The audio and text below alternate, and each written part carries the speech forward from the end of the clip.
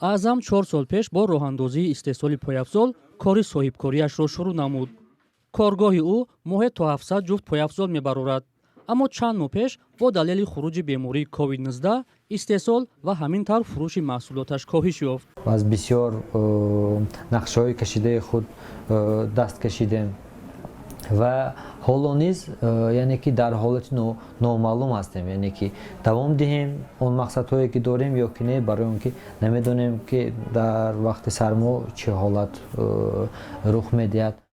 ин соҳибкор мегӯяд ҳарчанд дар шароити пандемияи фарогир баъзе сабукиҳо пешбинӣ гардид, вале мутаассифона зиёд назаррас набуданд.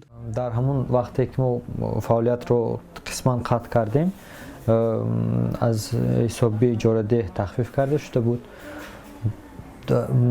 аз ҷониби андоз низ гуфтам ки ба мо чӣ намуди кӯмак расонида шуда буд, аммо фоизҳо яъне ки паст шуда набуданд ҳамон вақт фоизҳои андоз.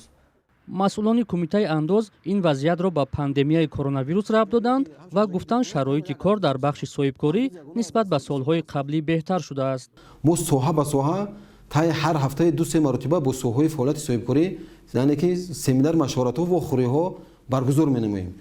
мақсад аз он аз чӣ иборат аст ки мо дар он ҷо яъне ки тамоми он мушкилиҳои дар маҷмӯъ мушкилиҳои соҳибкорӣ, он камбудиҳое ки мумкин ки дар вақти раванди татбиқи қонунгузории андоз ба миён меояд, мо дар як муносибати шарикона ҳама ин масъалаҳоро баррасӣ мекунем ва кӯшиш ба харҷ медиҳад роҳбарияти кумитаи андоз, мақомоти андоз ки тамоми масъалаҳое ки алоқаманд ба фаъолияти соҳибкорӣ бошад ва бовосита масъалаҳои андозбандиро мо сари вақт ҳаллу фасл намоем. ҳукумати тоҷикистон баъди беш аз 1 моҳи тасдиқи мавҷудияти бемории COVID-19 барои коҳиши таъсири паҳншавии он ба чанд соҳа аз ҷумла соҳибкорон сабукӣ дод.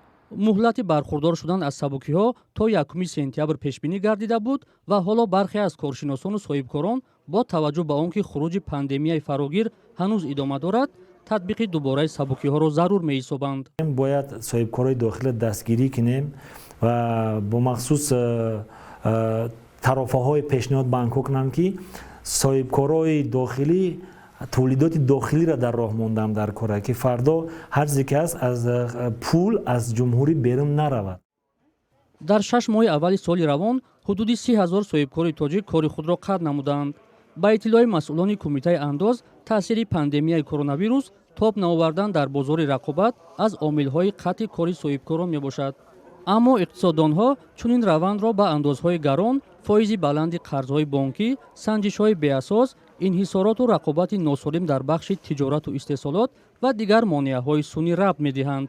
феълан дар тоҷикистон 332 000 соҳибкор дар мақомоти андоз ба қайд гирифта шудааст ки бахши аъзами онҳоро соҳибкорони хурду миёна ташкил медиҳад.